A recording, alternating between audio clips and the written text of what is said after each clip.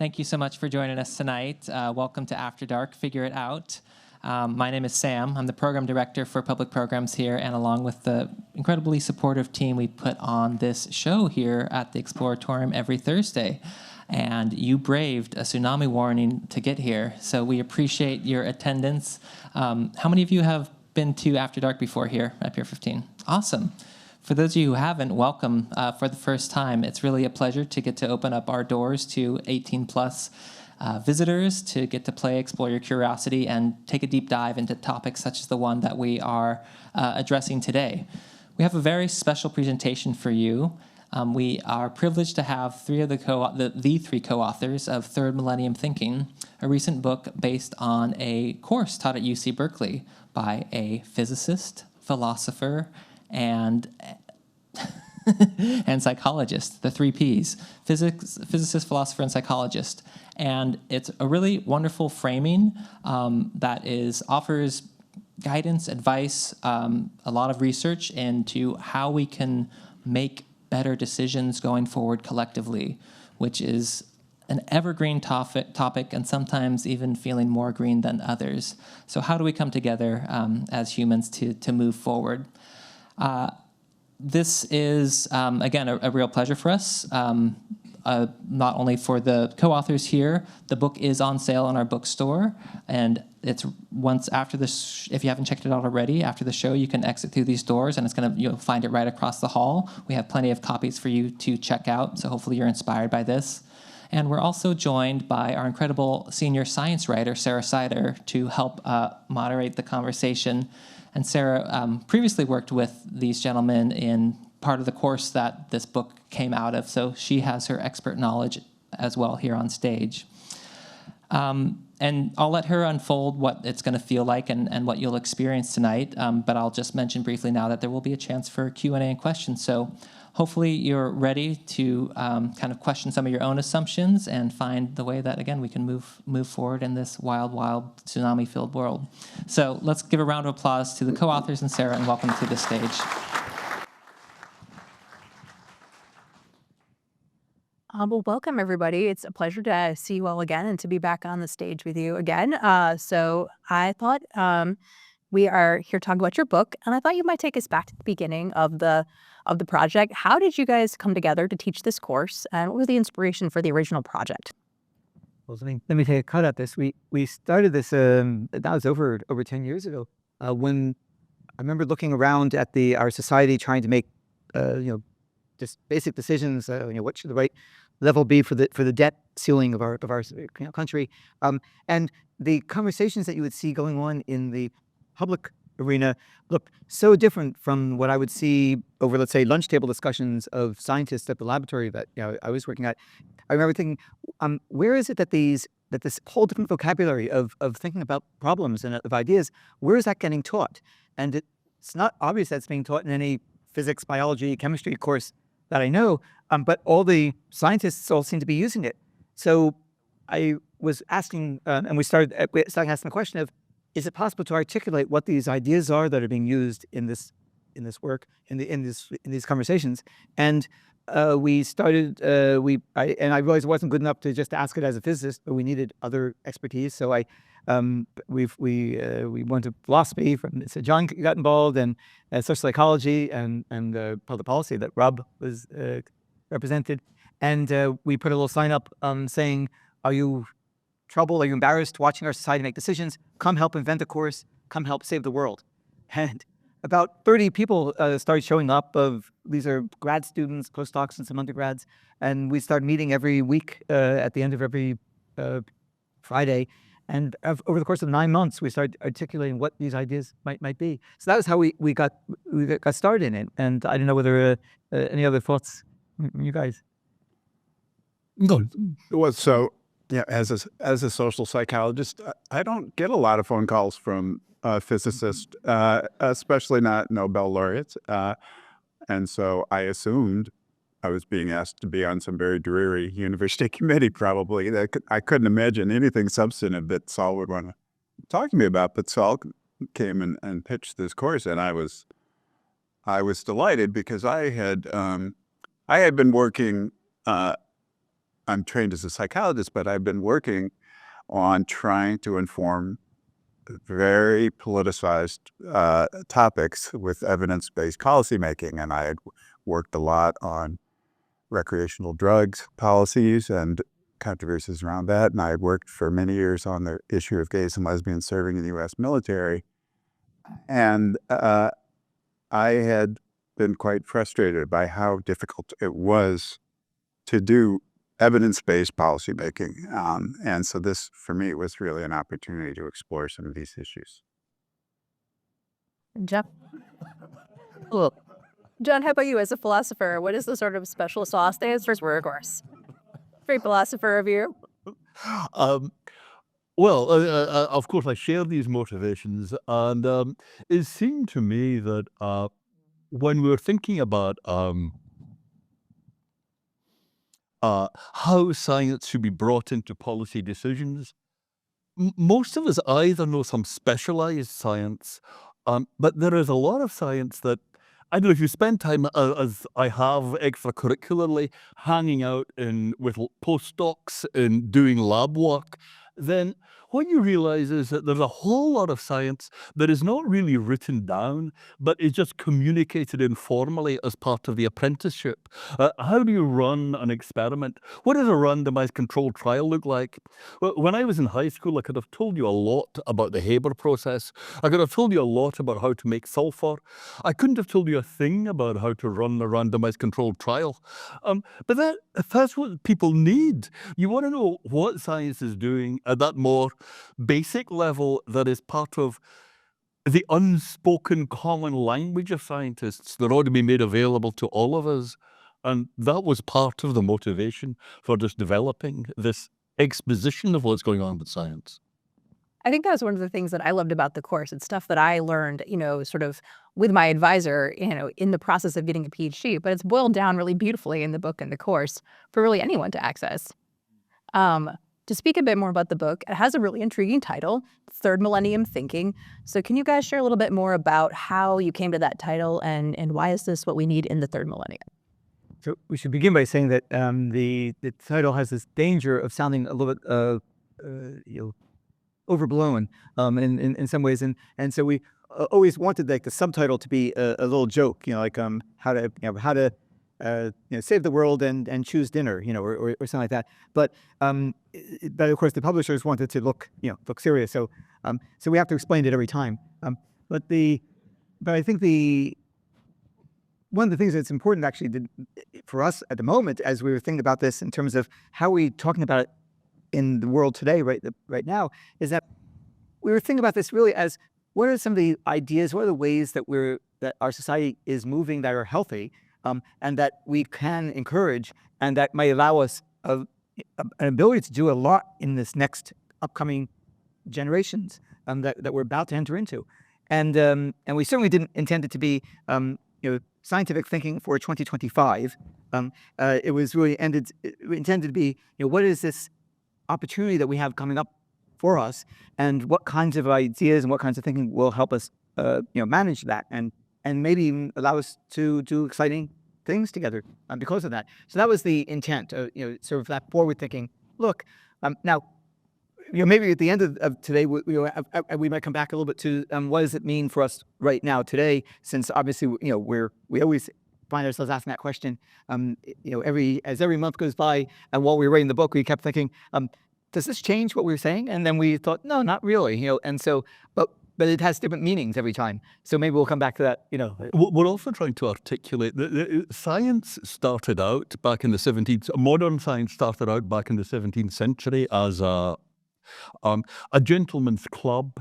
It was a bunch of elites of the society got together to figure out what the connection was between frogs and frog spawn and tadpoles, for example, and understand the natural world. But it was an elite activity. And for a couple of hundred years, it's been an elite activity. And the elite carries on in its cocoon, and results are disseminated to the rest of us sometimes. But that is shifting, and we need it to shift. We need a much firmer picture of how science is embedded in a broader society. A broader society has calls to make on science, like What variables would we like you to be measuring? What variables should you not be measuring? What do we think is important? What is not? And science is much more responsive now and has to be much more responsive to the broader society. And we need to articulate that shift in how science is operating. It seems to me it can't operate anymore as a powerful elite just issuing verdicts and issues to the rest of us now and then. It's far too important for everything we do socially. We can't have it be an elite practice. That's part of the third millennium shift, that embedding of science in society. Yeah, I think that's a key point. Of course, you guys haven't read the book yet, but this is not a book that says shut up and listen to the scientists. This is and we're also not talking about the second millennium and all the great things scientists have already done. But a big theme of the book is that scientists need to up their game. That scientists have enjoyed the positions of privilege and authority that they sometimes abuse, and we talk a lot in the book about expert overconfidence, for example. We talk a lot in the book about scientists making mistakes, but we also talk a lot in the book about new ideas that are developing all the time for doing better. And an example would be blinded data analysis, where when you're analyzing data, you alter the data in such a way that you can't actually tell whether you're supporting your hypothesis or not. So you can't cheat. You can't try to help your hypothesis because you don't know whether the data are in that direction or not. And you don't get to lift the blind until you've fully committed yourself to the analysis. And so we talk a lot about techniques where scientists themselves need to de-bias themselves, need to break down the barriers to the rest of society, come down from the hill, sort of. I think that's one of the really great strengths of the course in the book is it talks a lot about, we've heard a lot in the media about science being biased, but it also really spends a lot of time on the tools that science uses to check its own bias. And I think we could all use those in our own daily lives. And so we could dig a little bit more into the course topics or the topics in the book. In particular, one that we've talked a lot about, you mentioned measuring variables, Rob. So what are one of the ones that comes up often in class is senses and instrumentation. So how do we measure things? How do we know what is actually happening out in the world? And John, I think you've spoken about this a lot in class as well. Yeah, shared reality is such an interesting idea. I mean, a little while ago, I took my son and a friend of his to a virtual reality exhibition about the International Space Station. So we all got headsets, and then we were all on board the space station. We're all clambering about in amongst all the piping and the narrow corridors and our spacesuits and so on. And we could see each other, so we're watching each other as they clamber around. And then the two of them made their way to an airlock and jumped out with nothing but miles of space between them and the earth below. And in the moment, I panicked. I took off my headset, and there the three of us were, just stumbling about in a mostly empty warehouse. And the thing is, if you've got a virtual reality headset, it's going to be fun to share the reality with someone else. A shared reality is very important to all of us. I mean, this isn't so just in virtual reality. I mean, if you meet someone for the first time and you talk about some complex topic and you find that their take on it is exactly the same as yours, well, if you're an academic, you will say, this person is brilliant. And if you're a regular person, you might just say, I have found a friend. Right? You think the same as me. And really, that's very important to ordinary bonding. If you're talking with your partner, doping out what you make of a particular situation or particular bunch of people, that's bonding if you form the same picture of what is going on. That's a lot of how we get together. But we don't just want our agreement about reality to be an expression of us, merely an expression of us chorusing. We want it to be that we think ordinarily. There's a world out there. Things are true or false in that world. And the reason me and my friends agree is that that's the truth. And the trouble is when you live in a polarized time and you have people with their different shared realities saying, what I've got is the truth, that can easily seem just completely empty. It's just a repetition of the chorus. But we want to know, do our words, do our thoughts reflect something out there? And that is what scientists do. They try and figure out what is out there. So as a society, we are not doing very well at agreeing on particular facts about what's a disease, what's a crisis, what's global warming. We don't do very well at agreeing on the bottom lines. But what we could maybe agree on is methods and techniques, how we get there. Maybe we could all agree on that. And if we have something about process, then maybe we have a hope of getting to a joint outcome. That's really the idea of the book. So I guess one question we have for you is, how vivid a belief in reality do you have? How strong a belief in reality do you have? If you say, what I'm saying is really true, does that reflect what's going on out there? Or does that reflect the views of you and your pals, and that's all there is to it? Is there something more to it? I mean, there are two dimensions to that. Like if I give you some statistic about intelligence in the sense of IQ, then you might say, IQ? There's no such thing. I don't believe that. Or you might say, no, I believe there's such a thing as IQ, and what you're saying about it is just all wrong. There are different methods we have for getting at what's going on out there. One is to say, does this concept stand for anything at all? And the other is when I'm using that concept, am I saying anything right? But the question for you is right now is, do you believe that? Do you think there is a reality out there that your words are responsible to? Or is it just a chorus? Let us quickly hop to, so we're going to do some exercises like we do with the students in class. So if you'd like to participate, you get to be part of the conversation tonight. So grab your phone, click access this QR code, and a window will pop up, and you'll be able to register to participate in class. So this question comes up quite early in the semester, and students are always like, it's a kind of a good grounding in the course. It really helps people to understand that like the goal of science isn't to tell people what to do. It's to better understand the world and to understand a shared reality. So once you guys are all, looks like we have a lot of people who This is such a high-tech audience. Before you even mention the QR code, everybody already had their phone.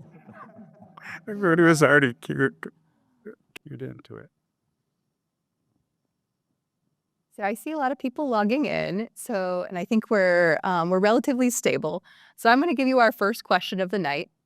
So which of these best characterizes how you think about your ability to grasp reality? And you'll want to remember the number. I'm going to read them out. You'll remember the number, and that's how you'll vote. So A, any understanding of reality is illusory, and it's likely to be different for everyone. B, most of reality is beyond our capacity for understanding. C, we can understand some aspects of reality that we interact with. D, we can accurately understand most of reality. And E, humans will eventually understand reality completely. You want to take another minute to remember your answer? Can I go back to the vote? Oh, yes, absolutely.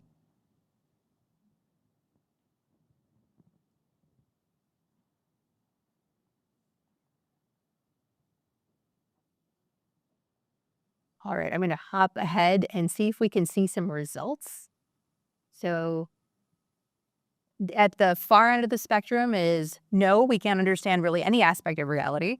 And then at the other end, we have the complete understanding of reality. You can really access reality through study, through instrumentation, through whatever means. All right.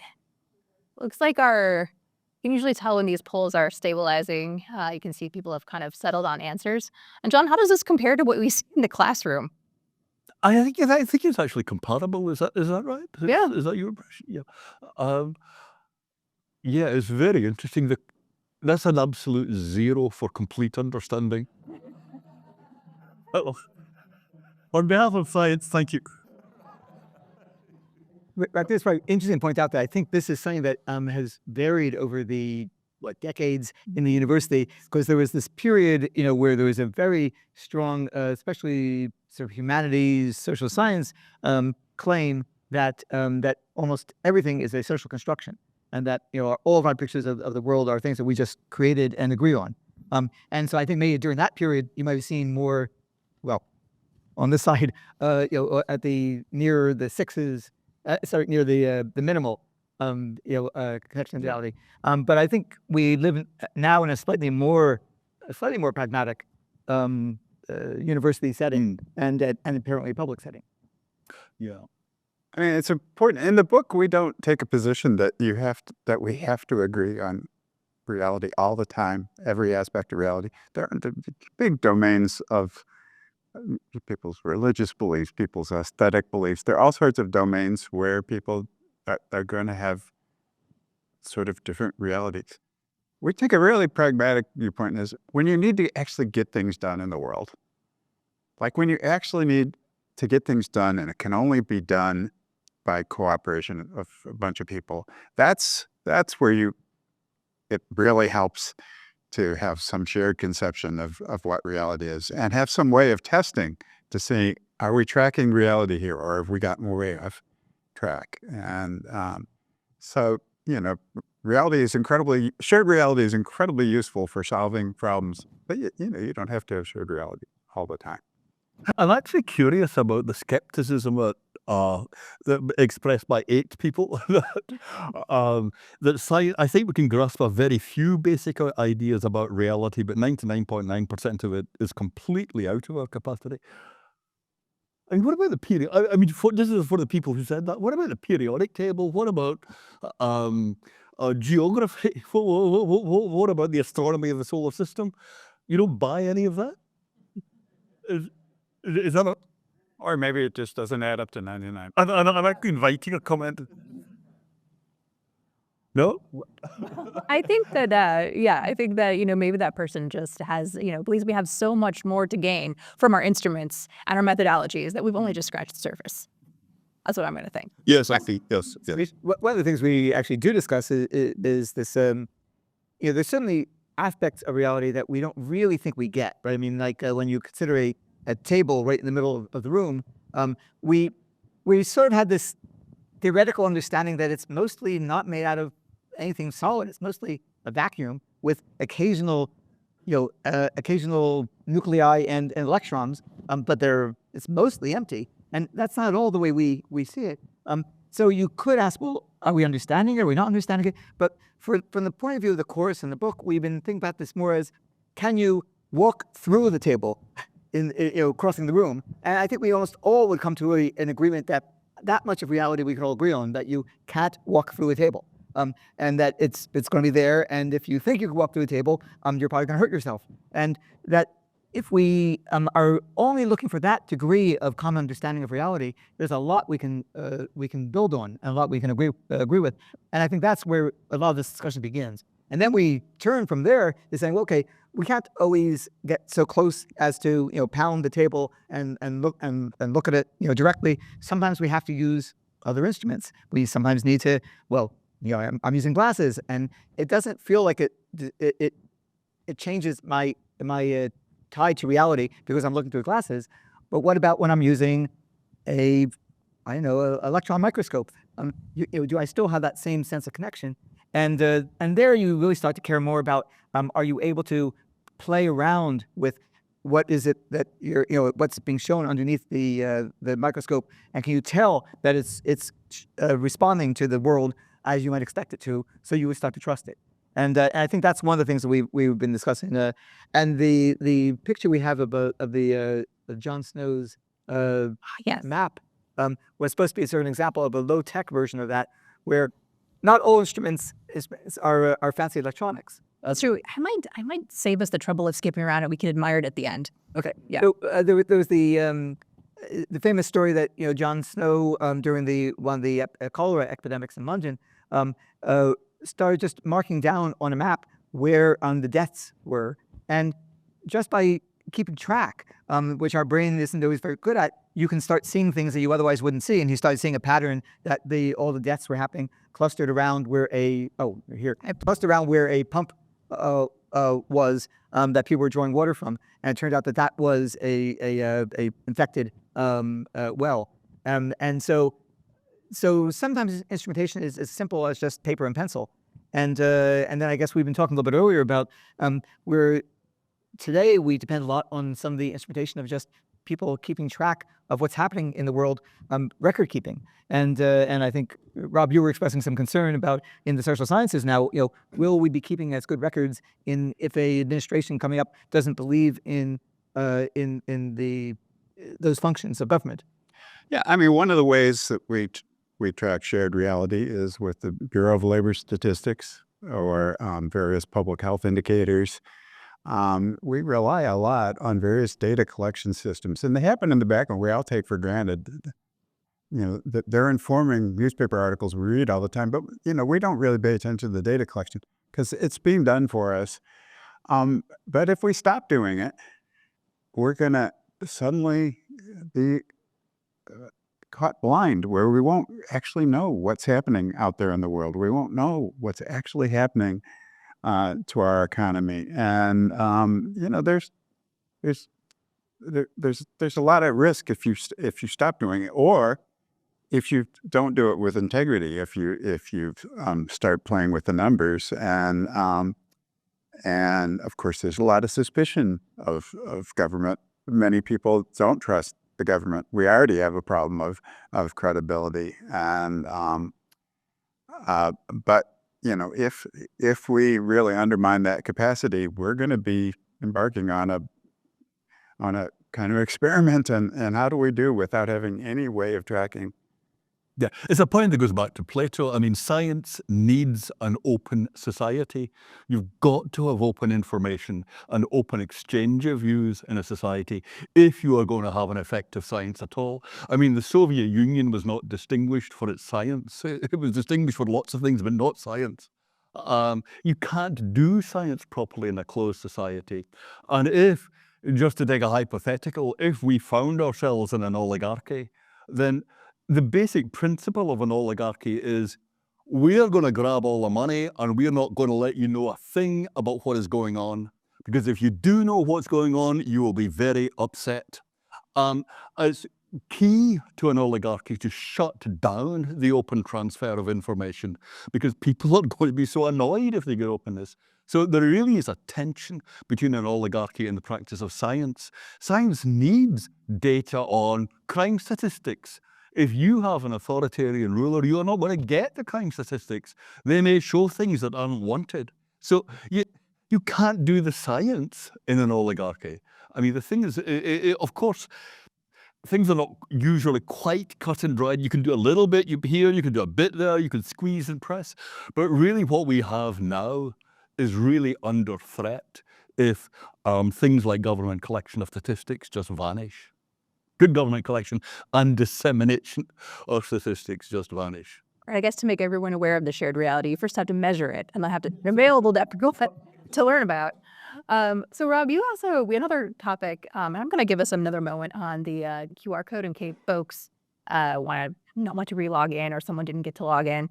But Rob, we also in the course talk a lot about probabilistic thinking. So would you mind walking us through that? Because with all this data, we're trying to sort of understand the probabilities of things that might happen. So why don't you share sort of some of the background on that? Yeah, so we're going to show you a description of a pair of mayoral candidates. And if we could move to those on the screen. Okay, which candidate for mayor would you vote for, all else being equal? So you have a candidate who says, I think the policy I'm putting forward is most likely to be the best policy for our city. There's no guarantee it will work. In fact, I only give it a 75% chance, but the alternatives are all much less likely to succeed. Or B, this policy is absolutely the right policy for our city. I guarantee it is what's best for our city. There is no alternative. So All right, get ready to vote again. get ready to Did vote anyone again, vote? A or B, which, knowing nothing else about the candidates, which candidate would you He is prefer? 75% chance mayor, and he is the mayor who has all the answers. Okay, so we have, what you can see here in the audience is some discomfort with the idea of politicians simply asserting that something is going to happen with 100% confidence. Now, the reality is, I don't think any of you have ever seen a candidate like candidate A in either party. There is a market for overconfidence, and experts are vulnerable to this. Politicians are vulnerable to this. The world rewards us for exaggerating our confidence. So one of the things we try to persuade people in the book is that actually moving away from absolute confidence toward probabilistic thinking is kind of a superpower, because when you start shifting to probabilistic thinking, suddenly all sorts of things become possible in conversations. So, if I believe that we absolutely have to have fluoride in the water, and you believe fluoride in the water is disastrous, the conversation just doesn't even get off the ground. But if I start saying, I'm not actually sure, I'm fairly confident that fluoride is a net benefit for public health, dental caries, or whatever. And you say, I'm not sure, but I have real doubts about the wisdom of putting fluoride. Suddenly a conversation becomes possible. And then we can start talking about, well, how much doubt is there? What kind of evidence would it take to kind of shift us along the continuum? And so moving away from those two extreme endpoints to recognizing that none of us really know anything for sure. And we saw that. Almost nobody was going to endorse complete understanding of reality, right? And yet our politicians seem to think that they have complete understanding of reality. And our experts are often tempted to act as if we have complete understanding of reality too, just because everybody likes to hear a confident person. So Is it really? I mean, I understand that the taken, of course, that's forcible, and it might even be that we just have a longing for certainty as humans, that certainty is just something we crave, and it's really nice when someone gives us certainty. But I wonder if there isn't something a bit more to what the 9 here are saying as opposed to the 52. That suppose Martin Luther King Jr.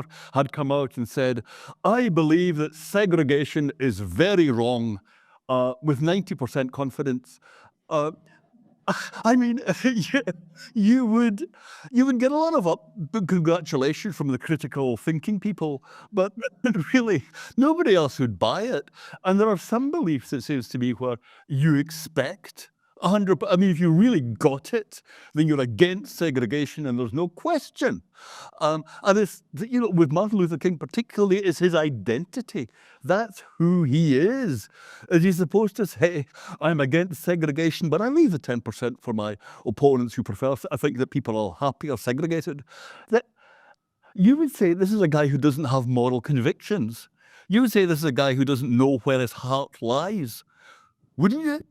All right, so I think this gets at the I think biggest issue that comes up for actually almost everything we do in the course and the book, which is that a lot of what we're doing is developing techniques and ways to not feel married to some fact, or even married necessarily to some one priority of a value over another value, and so that you hold it and just a little bit away from yourself enough so you can walk around it with other people and think about it together. And now the danger of that is it sounds like you don't care. Like that, there's the danger of sound like you're not being authentic. That you're somehow you're so above it all that you can just look at everything in this distant way. But I think what we are wanting to capture is the sense of that you can be absolutely passionate about trying to protect people, to make a better world, but that the way to do that is not to feel too married to any particular claim of a fact of one kind or another, because if any one of them could be wrong, you have to be aware of it so you can actually be effective in the world, and you can make that passionate conviction of what you want to do to help the world come true.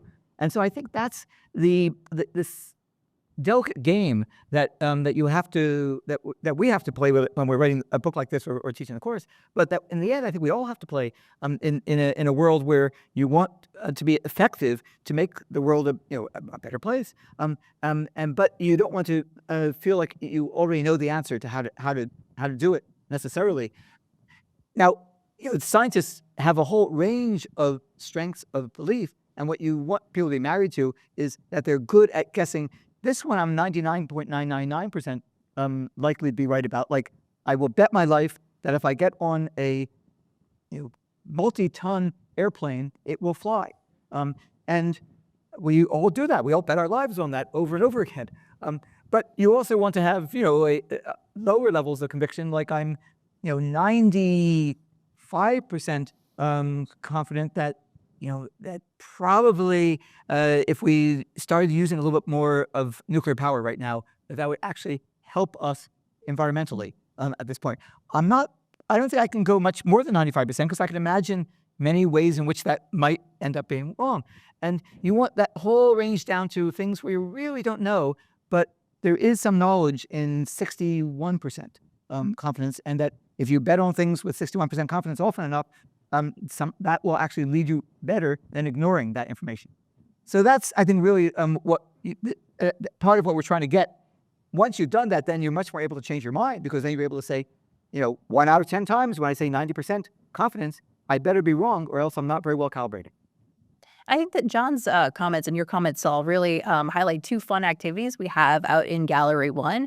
We have one activity that's about testing your calibration. How well can you assess when you might be wrong? How good are you at assigning those probabilities? And so it's quite a fun game you can play with a partner.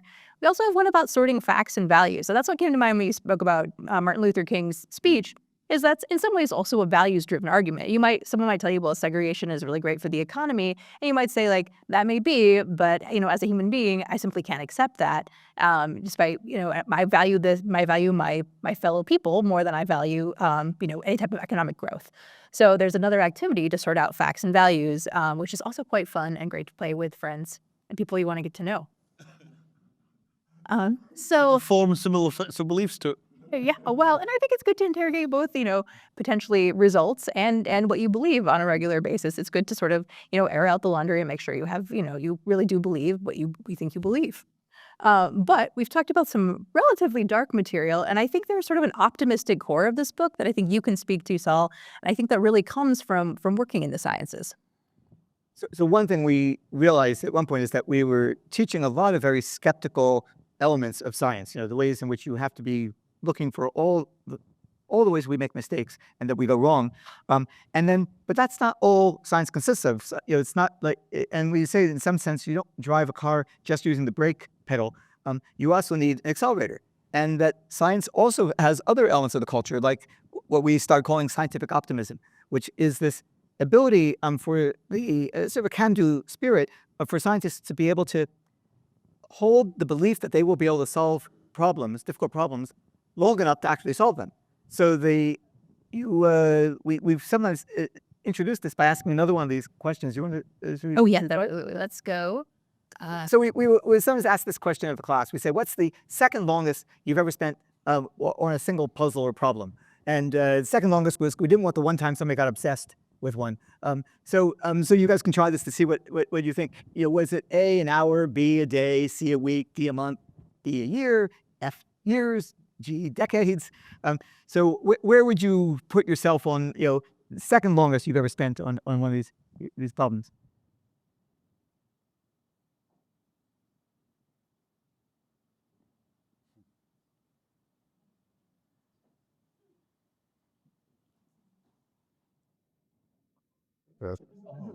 We have a persistent audience. What? So it's but. So, I mean, you guys can keep voting as you go, but I'll just say that what's interesting is that this is a question I bet you get very different response, and it looks like the answer is yes, between a university class and a class of people who've been out in the world, longer. But in the university classes, we tended to be mostly down in the 3s and below. So, weekday hour, not month, year, decades. Well, some of them haven't been alive that many decades. Well, true. Well, yeah. I don't think it's just age, though. It's not just age. And so what we often point out is that, you know, I think clearly there's a balancing act you have to do between hitting your head against the wall against a problem that's just not ready to be solved versus not sticking to a problem long enough. And I think that what we've realized is that without this culture of science behind you, it's very easy to fall to err on the side of not sticking to things long enough. And that's something that we've learned. And I think anybody who's taught graduate students as a professor in the sciences has over the time realized that a lot of what you're doing is you're helping your students realize that the first 4 things didn't work. Nothing's going wrong. That's fine. That's the way it works. Then if you stick at it, you'll eventually get, you know, this research project to work. And that's, I think, something that the scientists can bring to the table that mostly was not taught without that explicit statement. That there's something to be learned about taking on that extra attitude.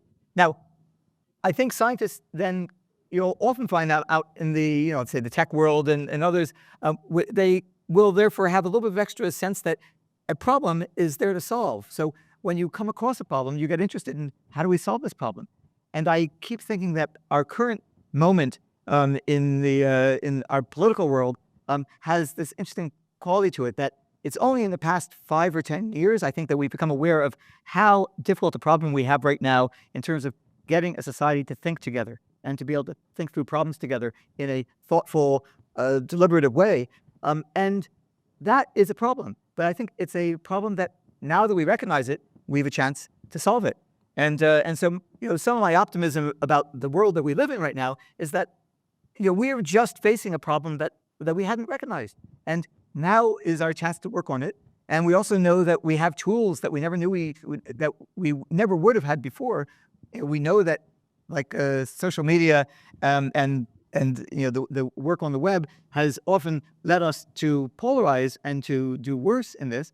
But there's no reason that the same tools couldn't be used in a positive way once we know what it is the problem is that we're trying to deal with.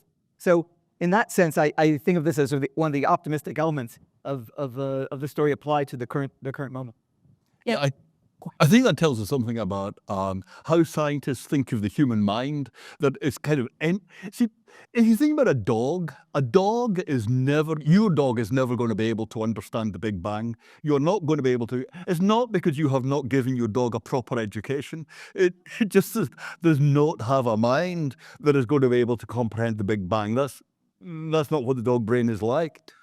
Every other animal species has limitations on what it can find out about. I don't think any other animal species except humans could find out about the Big Bang. So every animal species has got a limited brain.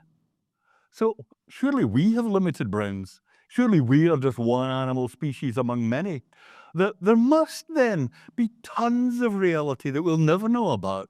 And that's maybe what the 6% in our earlier poll were thinking of, that of course we have limited minds. And I think when you look at what scientists do, scientists take it that the moment they formulate a question, they will be able to figure out an answer to it. As if the capacity of the mind is unbounded, that we don't have significant limitations. And I think that attitude is something about we can constantly rebuild. If we take long enough, if we go into the decades, we will solve anything you give us. And I think that is really an important driving attitude of science. And whether it's correct or not, we'll see. It turns out, we have a really good track record for solving problems. It turns out we've been right again and again. We said that we would solve certain problems. We would, humans would be able to fly in machines. That was a crazy idea. We figured out how to do it. And it's important that scientific optimism is not just a belief that the world is going to turn out fine. It's not that at all. It's a belief that if there's a problem, we can find a solution to it. So it puts the burden on us. We can't just, don't worry, things are eventually going to turn fine. You have to roll up your sleeves and say, okay, we really got to get to work. But there's this interesting thing that's happened again and again in the history of science. You have competing labs. Lab A finds out that Lab B just solved some major problem, but they don't yet know what the solution is. Suddenly, within within weeks, lab A will also solve the problem. And they didn't find out what the solution was. They just found out, oh, if those guys were able to find the solution, they're not smarter than us. We should be able to find it too. And then suddenly they find it too. So it's this, kind of believing in yourself, but actually doing the hard work that comes with that. I completely see the force of all that, and all that's correct and all that. I just feel obliged to remind you that we haven't heard back from you about the mind-body problem yet. I mean, scientists have been promising us for centuries now that they're on the verge of solving the mind-body problem and explaining how the tumult, the confusion and bewilderment of everyday experience relates to activity in the brain. We've been waiting for that a long time. We have not heard. And it may be that that's just beyond the human mind. It may be that is what there's a time-honored trick manage. When you haven't solved the problem. You say, well, it's an ill-posed problem. Yes, right. Yeah, watch for that one. Or we just claim it's another one of those Fermat's last theorem, problems where You'll figure it out in a few hundred years, and I'm sure that he did solve it in the margin. Yeah, I'm just reminding you that we're just waiting. Well, while we're waiting, we have to deal with the current moment. And I think we all have a lot of concerns, from like daily personal, issues to resolve, to our sort of larger national scene, our national decision-making processes. Rob, can you speak a little bit about how the concepts from the book and the course could help us navigate all these challenges that we have today?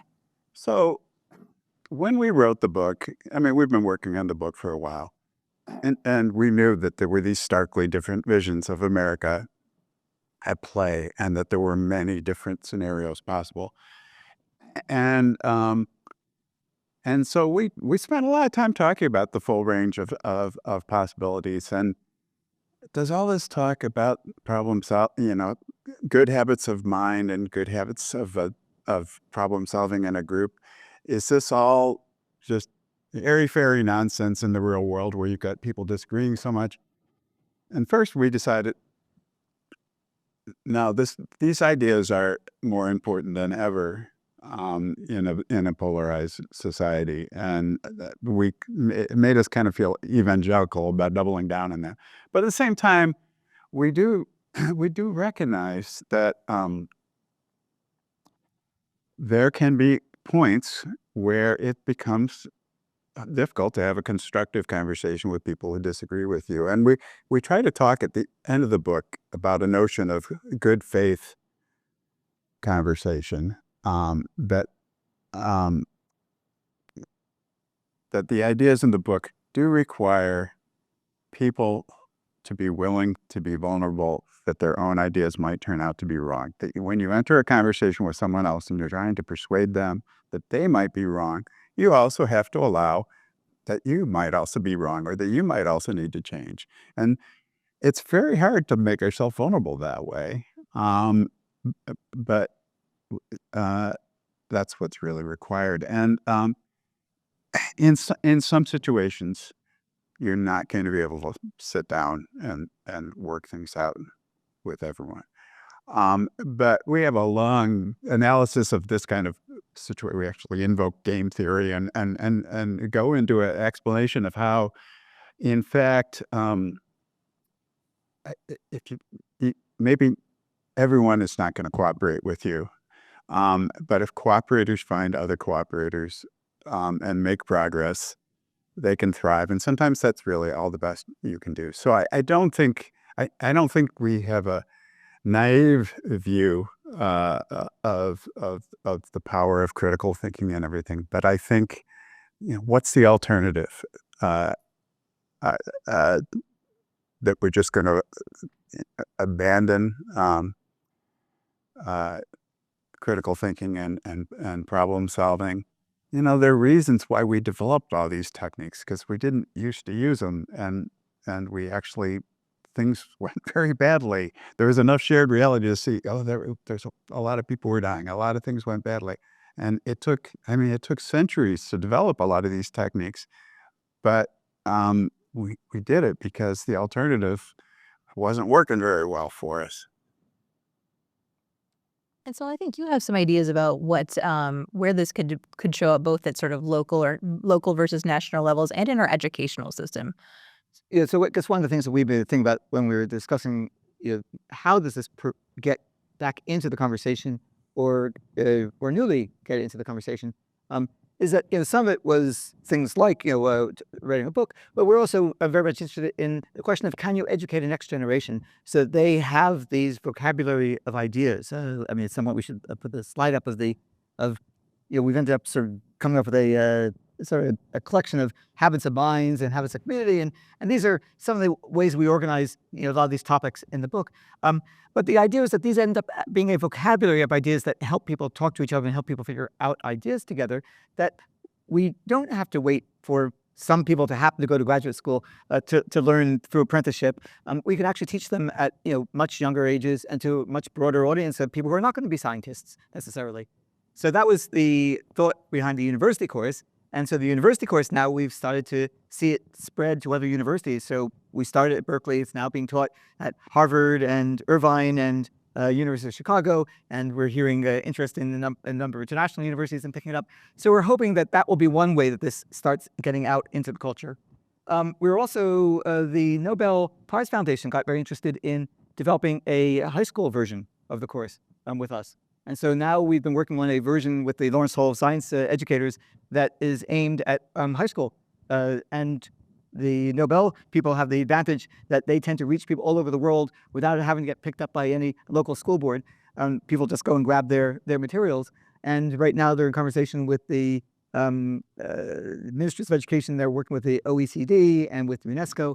And it looks like there may be ways that this will reach a much larger population in the world.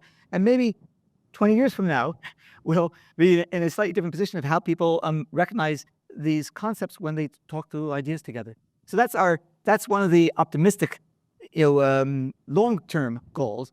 Short-term, of course, there's just a lot of uses of this in day-to-day life. I think corporations that pick this up will thrive, better than those that don't. I think even when we use it in a citywide or statewide level, it could make a very big difference. And so we're hoping that that will set the stage so that we can start reaching to the more difficult national and international levels, even in the political world, which is probably the last frontier of rational thought. Indeed, someday we'll go to the final frontier. And we actually use some of this in our decision making around the pandemic and the exploratorium union. We have only just a little time, and I actually happen to think you've kind of started to go down into these topics. The best content is often at the back of the book. It's about how do we kind of bring together people for decision making. And so, Saul, maybe you and John can speak a little bit about how our current politics can be one of coercion, like get the biggest House majority and Senate majority and do whatever you want. But there's actually other ways to make decisions. And so what's an alternative model we could start thinking about? I'm sorry, you just pushed my trigger about cancel culture. I really loathe and despise cancel culture. That when you say my opponent is a segregationist, I'm not going to debate you. You're a segregationist. Now, one thing you can be doing there is saying you're in bad faith. There's no point to a debate. You're not serious. Now, that's a reasonable objection. You should not debate with someone in that sense. But if someone says, I really believe in segregation, I believe that people are happier in their own communities or whatever wording they use, then if you refuse to debate them, if you say that's an unacceptable position and we were not going to dignify that with debate, then what you are saying is we are going to coerce you. We will make you do what we want. We will make you give up segregation because we will get a political majority and we will force it, or we will use the apparatus of the state to coerce you, or else we will use physical violence to coerce you. And that does not seem to be a good approach to democratic society. In a democratic society, we need to convince. We can't be all the time hoping to win an election by some tiny margin and then bully the other side into something or other. That has not been a successful approach.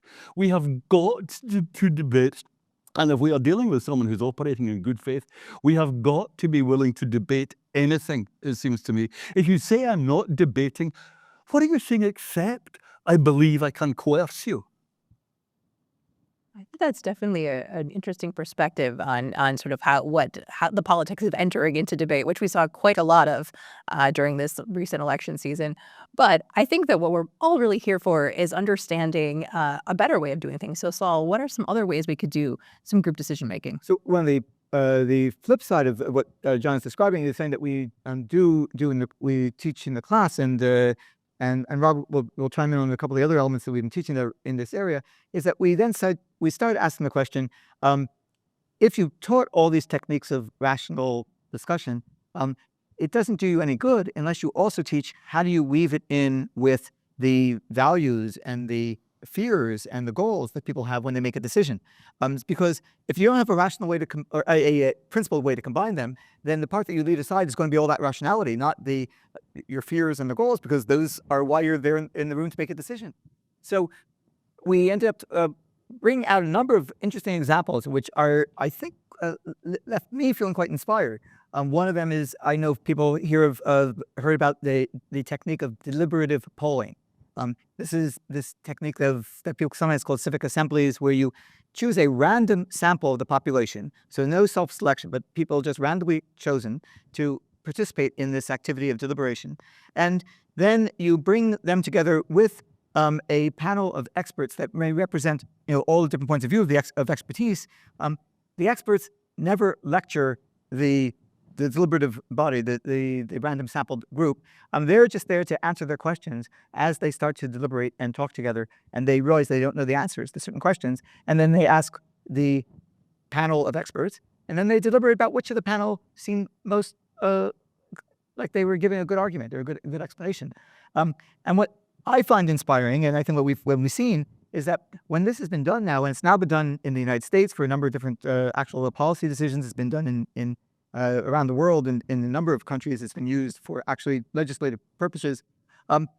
People are amazingly better at having a discussion with each other across all sorts of differences than their leaders appear to be. That they seem to be able to actually think through problems together. I guess people sometimes say that juries have a bit of this property sometimes as well, that they seem to be much smarter than you would think the individual people might have been.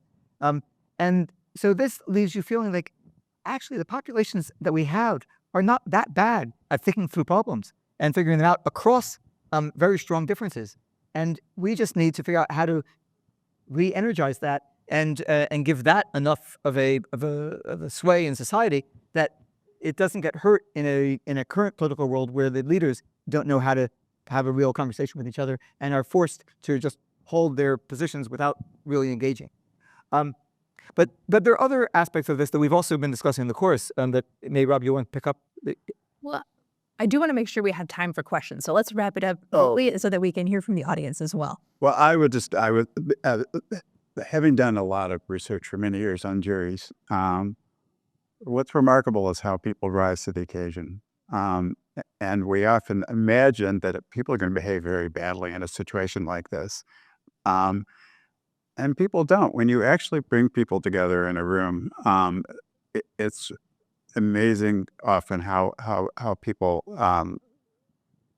will be much more constructive than you think they're going to be. And I think part of the reason for that is survey evidence shows consistently that the average Democrat believes the average Republican is much more extreme than the average Republican describes themselves. The average Republican thinks the average Democrat is much more extreme. We have very extreme views of the people who disagree with us, and we forget that there are all sorts of values that we actually have in common. And so trying to find these ways to actually bring people together and converse with each other instead of just being in their own separate social media spheres, just talking to their like-minded people is really important, and we have to figure out how to do that. Well, I think that's a really inspiring note to end on. I think that's sort of sets a task for all of us to bring our optimism to, and to to start to iterate on how do we have these better conversations. And I think this book is a fantastic start. I think that we are over time, so folks who need to leave can sort of start to slip out the back, but we do want folks who can stay to participate in the conversation. So my colleague Sam will come around with a microphone if you raise your hand, and you can ask our panelists some questions.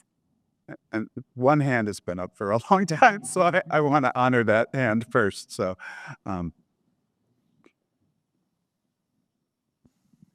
well, it's more of a comment. I'm just kidding. Well,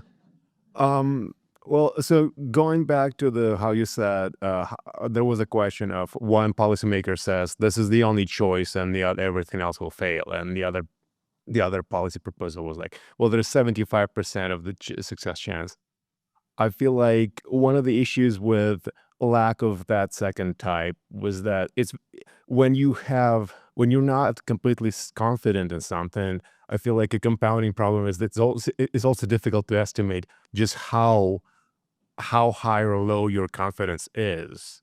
So at that point, like you say, like, well, I'm 90% certain that segregation is wrong. Like, how do you even estimate that?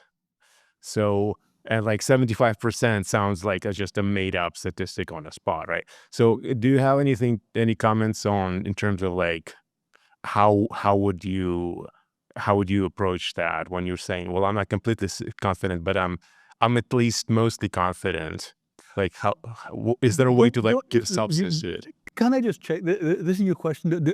Don't we do just what you said, that we use qualitative assessments of probability?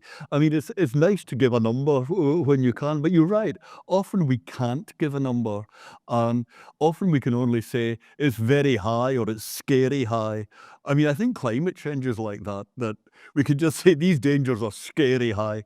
But when you put on a number like 96.7%, it feels like that's too precise. That can't be right. It's not that every probability has a real valued number, and you just have to approximate to it. Sometimes the probabilities can only be described qualitatively in the way you said, like quite likely. Or maybe the myth is just a number, not that you can do the probability.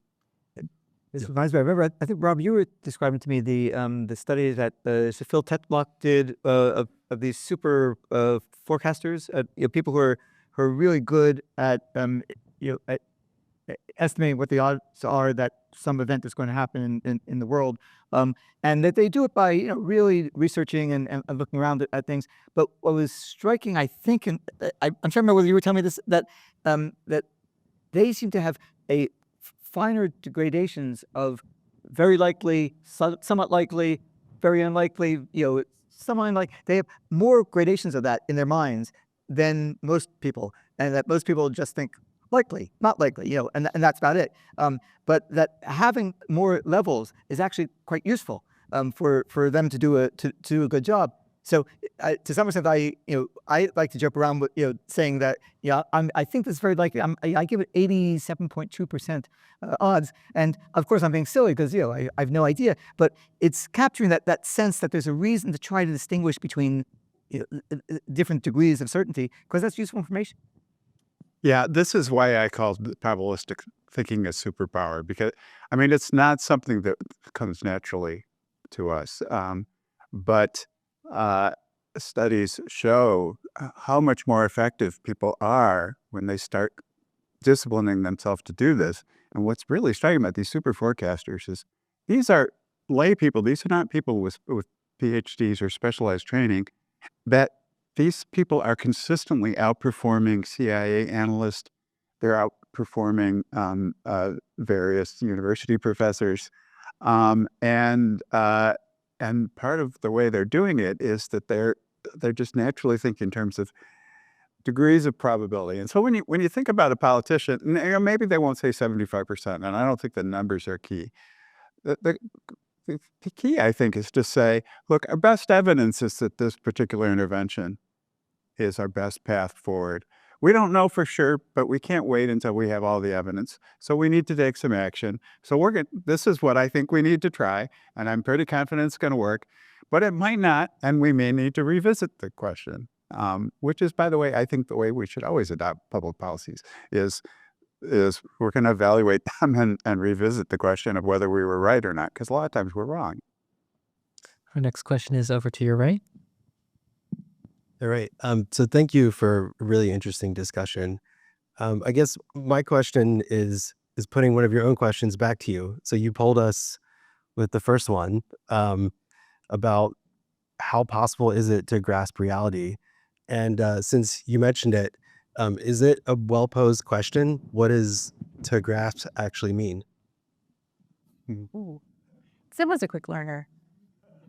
I'll give my fudged answer, which is that for the purposes of what we care about here, I want to be able to be as confident as I am that I can't walk through a table about some aspect of reality, but that's about all. And so that I don't really need to have completely delved into what is tabledom, what is this all really made out of, and how does this all work? But for many purposes, I want to be able to be fairly confident that something will behave the way I think it will. Like I won't be able to just walk through it. And so maybe that's the place where I sort of I stop. Now it's fun to also ask the other question about how much do we really get reality in the way that we were asking on the screen? And there, I probably tend to come on the side of somewhere less than complete and more than nothing. And I'm not sure where I would really end up on that. But for the purpose of this of making decisions, I want to be able to treat parts of reality as well known as not walking through a table. I don't know if that helps. Yeah, I mean, we've never actually polled each other on this question. I'm not sure any of us would have chosen the most extreme option, which none of you chose. I mean, I tend to assume that there's some things we may never figure out, and it's very much what John said, that they're just inherent limitations in the human brain and what it's capable of fathoming. And it's easy for me to imagine that there are things that are beyond us. At the same time, we keep expanding our reach through instrumentation. So I can't think in terms of matrix algebra, but my computer can think in terms of matrix algebra, and it can operate on big matrices of numbers. And so it's already extending what my brain can do. And so there's always going to be that frontier there. I mean, when people talk about the end of physics or the end of science, I mean, that always sounds kind of dreary to me, that we would actually run out of things to explain. So, Yeah. All right, next question is in the center here. Thanks so much for your work. I found myself wondering about another Berkeley reference point, actually. So on KPFA radio, there's a show, Talk It Out Radio, devoted to nonviolent communication, Marshall Rosenberg's ideas. And I wondered do you engage at all with that? Like, one of his ideas is people are always acting out of, a motivation to fulfill some need. So it's more focused on, you could say, the subjectivities and all the experiences and histories of the subjectivities who are trying to grasp and share realities. And I just wondered if you engage with those sorts of ideas, maybe specifically those ideas, but it could be similar, where people, it may be hard for people to adopt certain habits of mind if they've been through or to engage with certain people and experiences. absolutely. Yeah. I should say I'm not familiar with Werner. It sounds really interesting, but I am a psychologist. I tend to think all the things we're talking about tonight are very heavily influenced by psychological needs. For example, one of the things we like about a politician who's 100% confident is it's kind of terrifying to think that we live in a world in which we don't actually know what we're trying, if it's going to work. And it's kind of reassuring to think. And another need is just to show my identity. And we talk about badging, and that sometimes you just want to say, this is who I am, this is what I stand for. You're trying to protect your identity. And so that is, those human needs are very important, and they're definitely obstacles to implementing a lot of the ideas we talk about. If you don't grapple with them, if you don't recognize those needs. I think that's really interesting. I don't know if this is addressing your question, but there's something striking about the impersonality of science. Like if I run an experiment and then I want you all to believe my result, there are all these conditions about, did you have a large enough sample size? Did you run the right controls? How did you design the experiment? And it doesn't really matter what the subjective life is of the peer reviewer who's checking me in these things. They just mechanically go through the criteria. Is the sample size big enough? Or did you run the right controls? You do all that, and no emotion comes into it. So I can put out my result, I can have it unemotionally checked. I may have had all kinds of passions going into it. My critics may have all kinds of passions themselves. But really what is going on when they're checking whether the experimental design was right is nothing to do with emotion. It's just, was it big enough of a sample? Isn't that a way we can transcend our subjective lives and get onto an objective reality? Is that... even if that's right, is that answering your question, or is that not even on point?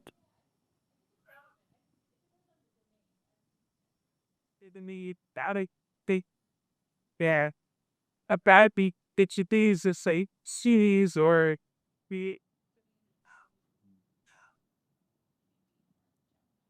Okay, thanks. I mean, one thing that's I think is relevant here that maybe worth bring up is this topic of, I guess, Sarah, you mentioned earlier that we do spend time on the difference between issues of values and issues of facts, and that's partly just because people sometimes think that the only thing you can really try and figure out together is facts, and that the values, your values are your values, my values are my values.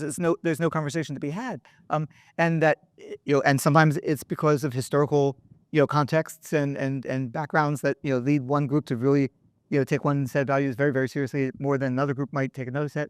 But I think, John, you've often made the point that in the end, they're just two different kinds of conversations, that we need both of them.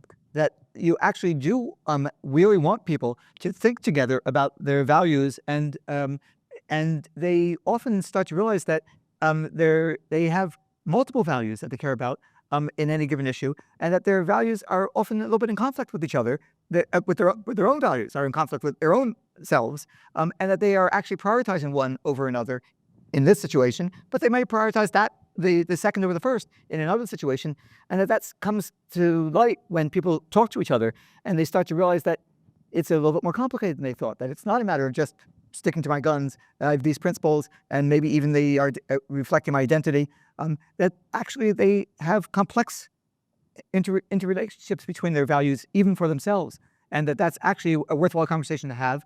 And as a civilization, we've come to shift our ideas about certain things because people had those conversations. We eventually came to the conclusion that slavery is always a bad idea, and that wasn't something that was shared hundreds of years ago, and certainly not thousands. So there is a real usefulness, I think, in trying to engage across these boundaries that might come from historical backgrounds.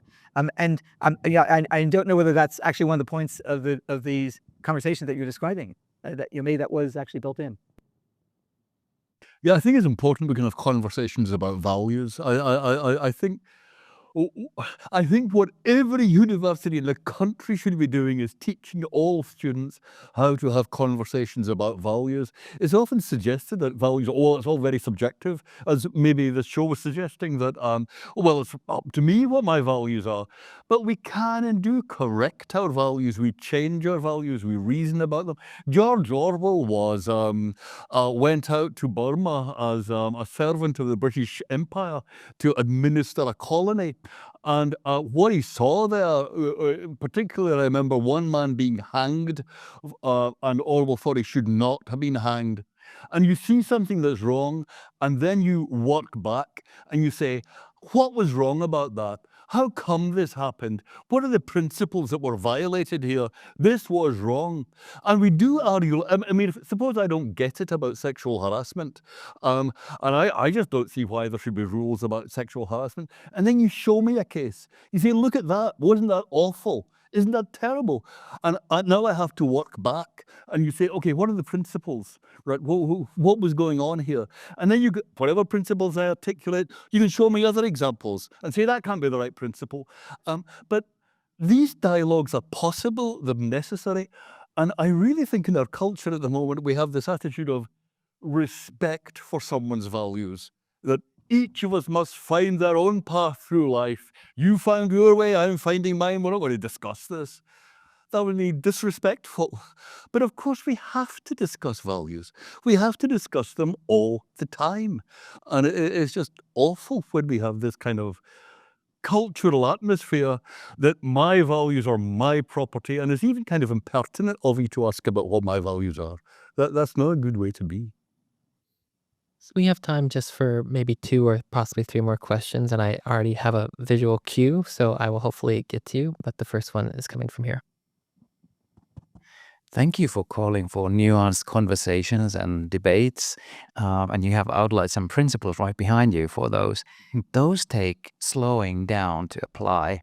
How do we slow down when everything seems to be fast one-liners?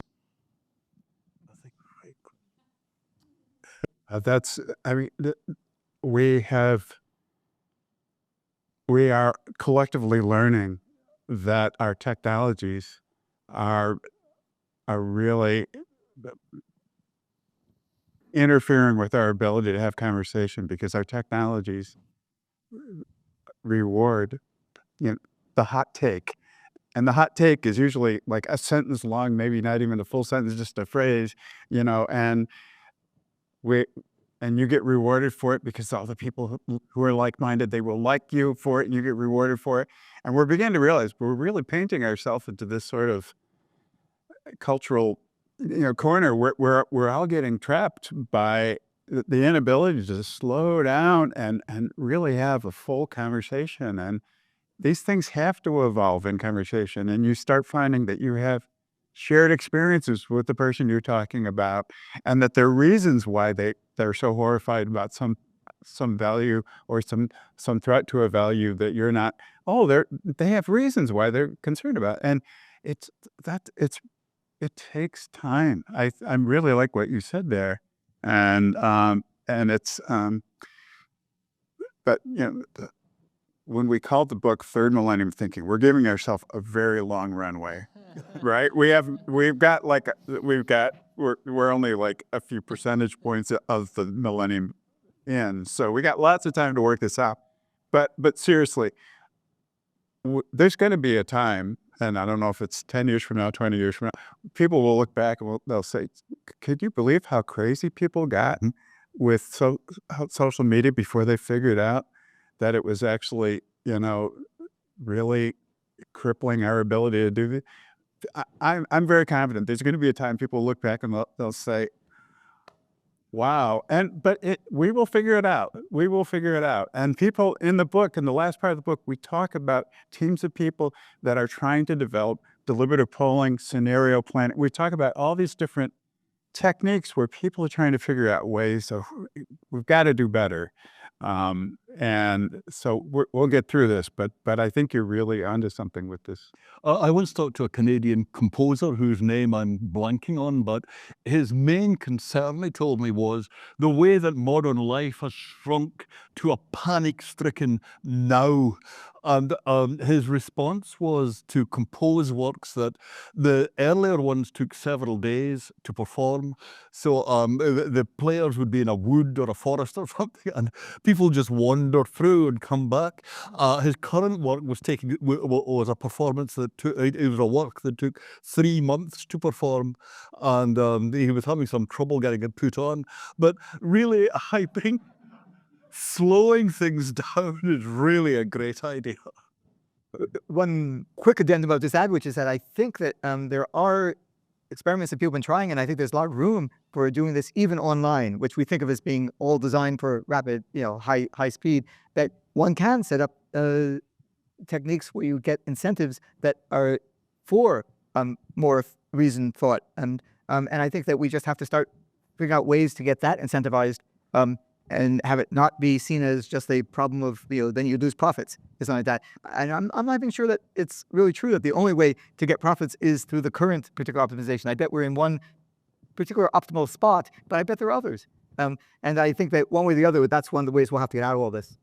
Yeah, I think as that question sinks in, it seems to be more and more interesting. This is a really good frame that lots of corporate cultures are about quick twitch, reflexive reactions. Like if you're trading, people don't admire you if you keep wanting to go and spend half an hour thinking about whether to make a trade. People want you to do stuff now. And that is corporate culture. That is life for tons of people at the moment in this country. And it's right that it should be slowed down. And yeah, I just need to think more about the question and the strategies, but that is really correct, I think, and important. Thank you. I'm a huge admirer of what you're doing here. And obviously there's a huge need for this in our world. I'm curious about how you can accelerate it getting out there. And, I know that you talked about some of the universities are adopting this curriculum, developing a curriculum for high schools. And obviously you've put this book out there. What else can happen? What are your thoughts about how this could be accelerated, what you can do, and maybe what other folks here could do? I'll mention a few of the things that we've been talking about and we've been thinking about over these recent years. But I think we're open to many ideas. Of course, other people should keep trying to be invented. One can ask, where are the places that people are reached who are at different stages of their lives? So right now, of course, from an educational point of view, we've been working our way from university back towards high school, and I think we can even go down through K through 8. Next, we've been talking to some educators about that. But you can also imagine doing something remedial, which is going forward, like, what about the continuing education in medical schools or continuing education for judges? And in the political world, there's this boot camp that they do for incoming congressmen, where they teach them how to be a congressman. And it's done usually at a few universities. And we're thinking that maybe there should be a small executive training program type version there, or that could also be used, elsewhere in that world. You could ask, is this where people are learning things? Maybe nowadays they're learning it through informal education. So maybe the real trick is to get more crash course videos and these other forms of little 8-minute, 10-minute things. Each of these concepts that you see up here could all be done with a fun video version. I could even imagine a entertaining television documentary series where every week you see a different one of these done as performed by comedians, 5-year-olds explaining it to their grandparents, dance companies dancing their version of it. But you can imagine different ways of trying to get it into the culture that don't look like an ordinary education approach. And of course, we're here at the Exploratorium. We've been having conversations with some of the Exploratorium designers about what would it look like for a science museum to be incorporating this kind of thinking into many, many parts of the exhibits, or would there be like a gallery that would be around these topics? So these are some of the thoughts that we've been having. But I think this is clearly a place where we just need to be more inventive, and be great to hear any ideas that people have beyond these as well. Yeah, like why is college all 4 years together in your early 20s? Why isn't it like 1 year and then you go off and you do stuff and you come back and 10 years later you do another year? And I don't know, the more I teach college, especially because the more I realize how great it is when I have older students join my class. And then I start thinking, I love young people.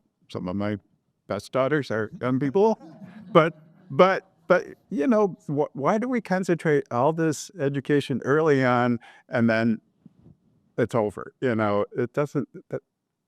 I think we need to rethink that. So. And I think one more way to support this type of thinking is, I'll do the plug for you, is that the book is on sale in our bookstore. You can find it elsewhere, your other favorite local bookstore as well. But thank you, Saul, for mentioning the Exploratorium again as as a place that can foster some of these types of conversations. And great gratitude to you all for bringing this book to the world and this conversation to the stage. I did make eye contact with someone else who had one last question. Would you like to? Okay, great. Then I'll pitch it back to you, Sarah. Yes, I just want to thank you all for coming. And I think, you guys might be willing to stick around and sign books or continue the conversation with folks who are interested. Thank you all for being such a great and I'm engaging. going to take this opportunity to thank you for the exploratorium. Yeah, absolutely. We're all very grateful. It's been a lot of fun to have you here, and it's always a lot of fun to hang out. So yeah, folks who want to come up and continue the conversation, please do check out the book. It's a lot of fun. Having seen it in action, it's a great read. It's a lot of fun to experience, even if you're not a student, even if you're in your second year of college in your 40s. It's it's a lot of fun. So yeah, please feel free to go or to stay.